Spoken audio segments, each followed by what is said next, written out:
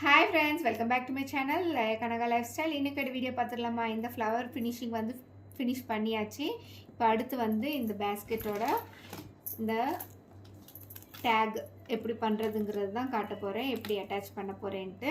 இப்போ பார்த்தீங்கன்னா இந்த அளவுக்கு நான் ஃபினிஷ் பண்ணிட்டேன். இப்போ இதை வந்து கரெக்டாக இப்படி விட்டு இந்த ரெண்டுமே லாக் பண்ணணும். இது எப்படி பண்ணுறதுங்கிறத சொல்லி கொடுத்துட்றேன். அது இல்லாமல் இது எப்படி பண்ணணும் அப்படிங்கிறத இன்னொரு வீடியோவில் நான் சொல்லித்தரேன். இப்போ இதில் வந்து பார்த்தீங்கன்னா இந்த ஃபினிஷிங் வந்து இந்த அளவுக்கு நான் போட்டு முடிச்சிட்டேன். ஓகே ஃப்ரெண்ட்ஸ், நிறைய பேருக்கு வந்து இதெல்லாம் எப்படி பண்ணுறதுங்கிறதே தெரியாமல் நிறைய பேர் இருப்பாங்க. அவங்களுக்கு எல்லாருக்குமே இந்த வீடியோ யூஸ்ஃபுல்லாக இருக்கும். ஓகே, இந்த ரெண்டுமே இப்படி ஜாயின் பண்ண போகிறேன். இப்போ ஃபஸ்ட்டு வந்து ஒன்று தனியாக ஒரு டேப்பை வந்து சின்ன சைஸில் கட் பண்ணிவிட்டு இதுக்குள்ளே நான் வந்து ஒன்று இன்சர்ட் பண்ணிக்கிறேன். ஏன்னா நமக்கு க்ரிப்பாக இருக்கணுன்ட்டு தான். ஓகே, அதுக்கப்புறமா பார்த்தீங்கன்னா இந்த சைடில் இருக்கிற ஒரு டேப்பை எடுத்து அதே கேப்குள்ளேயே கொஞ்சம் பெருசாக இருக்குது இதில் இதை வந்து கொஞ்சம் அந்த ஃபஸ்ட்டு நாட்டை வந்து கொஞ்சம் தள்ளி விட்டு அந்த கேப்குள்ளே எப்படியாவது இன்சர்ட் பண்ணிடுங்க. பாருங்கள், கொஞ்சம் டைட்டாக தான் இருக்கும், இருந்தாலுமே இன்சர்ட் பண்ணி வச்சுக்கோங்க. அப்போ தான் வந்து நமக்கு அடுத்தடுத்து ஜாயின் பண்ணுறதுக்கு ஈஸியாக இருக்கும். ஓகே, இப்போ 4 டேப் வந்துடுச்சு சொருகிறதுக்கு. இப்போ நம்ம எந்த இடத்துல கரெக்டாக வச்சு எப்படி சொருகுனா கரெக்டாக இருக்கும் அப்படிங்கிறத மட்டும் பார்த்துக்கோங்க.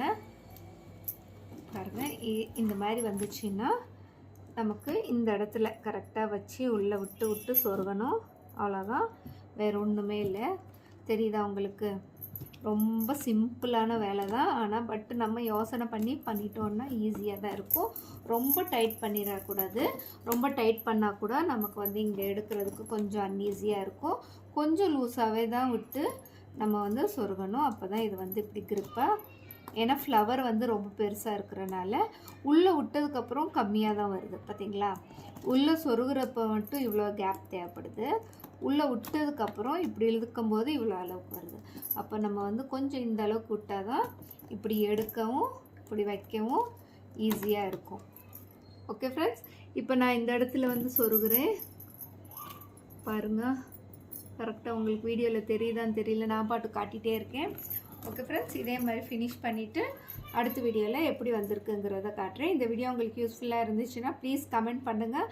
அதே மாதிரி ஒரு லைக் பட்டன் போடுங்க. தொடர்ந்து நான் வந்து இதோட ஹிண்ட்ஸ் எல்லாமே சொல்லி கொடுத்துட்டே தான் அப்படியே போட்டுகிட்டே இருக்கேன்.